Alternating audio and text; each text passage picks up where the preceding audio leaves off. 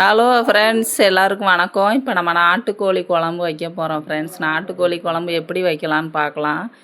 50 gram இஞ்சி, 50 gram வெள்ளைப்பூடு எடுத்து கட் பண்ணி வச்சுருக்கோம். 100 கிராம் சின்ன வெங்காயம், 2 சின்ன தக்காளி எல்லாத்தையும் கழுவி கட் பண்ணி எடுத்து வச்சாச்சு. இஞ்சியை அரைச்சி ரெடியாக வச்சுருக்கோம். இப்போ எண்ணெயை காய வச்சுட்டு அதில் இஞ்சி வெள்ளைப்பூடு அரைச்சி வச்சுருக்கோம்ல ஃப்ரெண்ட்ஸ், அதை கலந்துக்கோங்க. 1 கிலோ நாட்டுக்கோழினா 50 இஞ்சி 50 வெள்ளைப்பூடு கரெக்டாக இருக்கும் ஃப்ரெண்ட்ஸ். சின்ன வெங்காயம் 100 இல்லைன்னா 150 சேர்த்துக்கலாம். தக்காளி 2, நான் 100 தான் போடுவேன் ஃப்ரெண்ட்ஸ். தக்காளி 2 எல்லாத்தையும் போட்டு நல்லா வதக்கிக்கோங்க. நல்லா வதக்கிட்டு இஞ்சி பூண்டை முதல்ல சேர்க்கும் போது நல்லாயிருக்கும், குழம்போட வாசனை நல்லாயிருக்கும். முதல்ல சேர்த்து பச்சை வாசனை போகிற அளவுக்கு இஞ்சியை வதக்கிட்டு அதுக்கப்புறம் வெங்காயம் போடுங்க. வெங்காயம் வதக்கிட்டு அடுத்து தக்காளியை நல்லா 2 வதக்கி விட்டுட்டு நம்ம கறியை சேர்த்துக்கலாம் ஃப்ரெண்ட்ஸ். இப்போ நம்ம ஒரு கிலோ நாட்டுக்கோழி ஃப்ரெண்ட்ஸ். இப்போ நம்ம குழம்பு வைக்க போகிறோம்.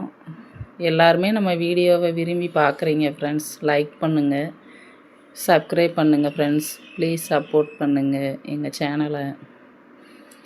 இப்போ நம்ம க்ளீன் பண்ணி எடுத்துக்கிறோம் ஃப்ரெண்ட்ஸ். க்ளீன் பண்ணி எடுத்துகிட்டு அடுத்து நம்ம வெங்காயம் தக்காளியெல்லாம் நல்லா வதக்கி விட்டுட்டோம்ல ஃப்ரெண்ட்ஸ். அடுத்து கறியை சேர்த்து கறி போட்டோடனே நம்ம உப்பு போட்டுறணும். அப்போ தான் நல்லா உப்பு பிடிக்கும் ஃப்ரெண்ட்ஸ் கறியில். இப்போ நம்ம கறி சேர்த்துக்கலாம்.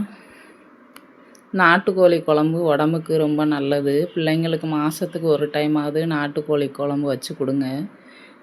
நம்ம பிராய்லரை விட நாட்டுக்கோழி உடம்புக்கு ரொம்பவே நல்லது, ஹெல்த்தியானது. சைடு எஃபெக்ட் எதுவுமே இருக்காது. நம்ம பிராய்லர் சாப்பிடும் போது கூட குழந்தைங்க வயிறு வலிக்கு அப்படி இப்படின்னு சொல்லுவாங்க. ஆனால் இது நாட்டுக்கோழி சாப்பிடும் போது பிள்ளைங்க விரும்பி சாப்பிடுவாங்க. அது மாதிரி எதுவுமே சொல்ல மாட்டாங்க. உடம்பு நல்லாயிருக்கும், உடம்புக்கும் நல்லது ஃப்ரெண்ட்ஸ். பிள்ளைங்களுக்கு நம்ம தான் பார்த்து பண்ணி கொடுக்கணும், நம்ம தான் சொல்லி கொடுக்கணும். இந்த மாதிரி பண்ணி கொடுங்க. இப்போ இது நம்ம சிக்கன் மசாலா குழம்பு பொடி எடுத்துருக்கோம் ஃப்ரெண்ட்ஸ். அது ஒரு 2 ஸ்பூனு நம்ம வீட்டு மசாலா பொடி.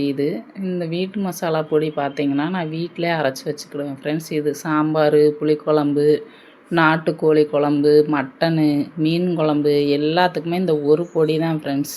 எங்கள் அம்மா வீட்டில் இருக்கும்போது எங்கள் அம்மாவோட கைப்பக்குவம், இவங்க அப்படி தான் அரைச்சி யூஸ் பண்ணுவாங்க. அதே பக்குவத்தில் இப்போ நானும் வீட்டிலையே ரெடி பண்ணி வச்சுக்குவேன்.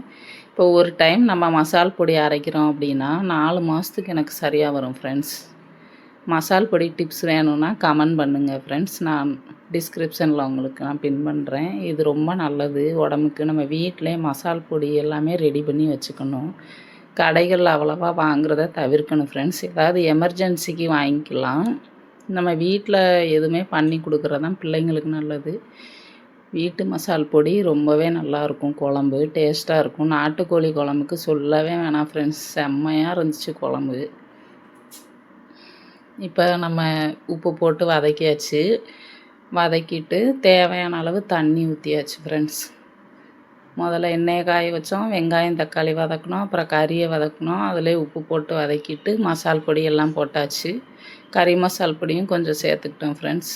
எல்லாமே சேர்த்து இப்போ உப்பு பார்த்துக்கலாம். இது கறி மசாலா தூள் 1 ஸ்பூன் போட்டால் செம்மையாக இருக்கும் ஃப்ரெண்ட்ஸ் வாசனை. அதுவும் வீட்டிலே ரெடி பண்ணது தான். நீங்களும் வீட்டிலே ரெடி பண்ணி வச்சுக்கோங்க, வாசனை நல்லாயிருக்கும். இப்போ நம்ம குக்கரை மூடி வச்சாச்சு ஃப்ரெண்ட்ஸ். நாட்டுக்கோழி நான் ஒரு 6-7 விசில் கிட்ட விட்டுருவேன் ஃப்ரெண்ட்ஸ். அப்போ தான் பிள்ளைங்க நல்லா சாப்பிடுவாங்க. இல்லைன்னா கறி வேகலம்மா அப்படின்னே சொல்லிகிட்டு இருப்பாங்க. இப்போ நல்லா நம்ம வேக வச்சிடலாம். 7 விசில் விட்டாச்சு ஃப்ரெண்ட்ஸ்.